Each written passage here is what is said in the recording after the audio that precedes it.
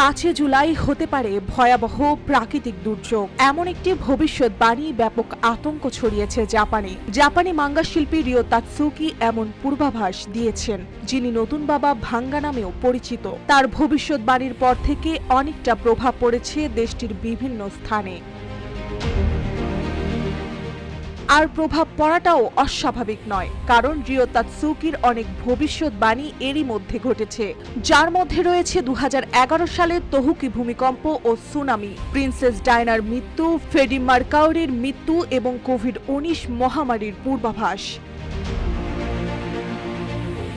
জানা গেছে তাতসুকি 1999 সালে প্রকাশিত তার মাঙ্গা সিরিজ দ্য ফিউচার আইস-এর ভবিষ্যৎবাণী করেছিলেন যে 2025 সালে 5 জুলাই জাপানের উপকূলের কাছে সমুদ্রের তলদেশে ফাটল সৃষ্টি হবে। RICL TMX, যুগের পর যুগ স্থাপনা থাকে মজবুত। এর ফলে বিশাল ঢেউ তৈরি হবে, যা 2011 সালের তোহুকি ভূমিকম্পের সুনামির চেয়ে 3 গুণ বেশি উঁচু হতে পারে।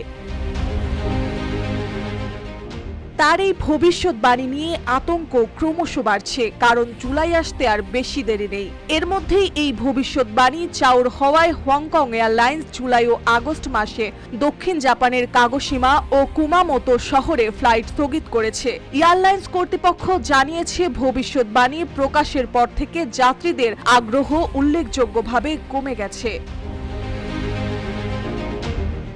বোলমার্ক ইন্টেলিজেন্সের তথ্য অনুযায়ী জুনের শেষ ও জুলাইয়ের শুরুতে হংকং থেকে জাপানগামী ফ্লাইট বুকিং 83% কমেছে। এমনকি এপ্রিল ও মে মাসে বসন্তকালীন ছুটির সময়ও বুকিং আগের বছরের তুলনায় প্রায় অর্ধেকে নেমে এসেছে। এদিকে মিয়াগি প্রশাসনের গভর্নর ইয়োশিহিরো মুরাই এ ভবিষ্যৎবাণীকে গুজব বলছেন। তিনি বলেন, জাপানিরা দেশ ছেড়ে পালাচ্ছে না, দয়া করে এই গুজব উপেক্ষা করুন এবং জাপান ভ্রমণে আসুন। ডেস্ক রিপোর্ট, রূপালী বাংলাদেশ।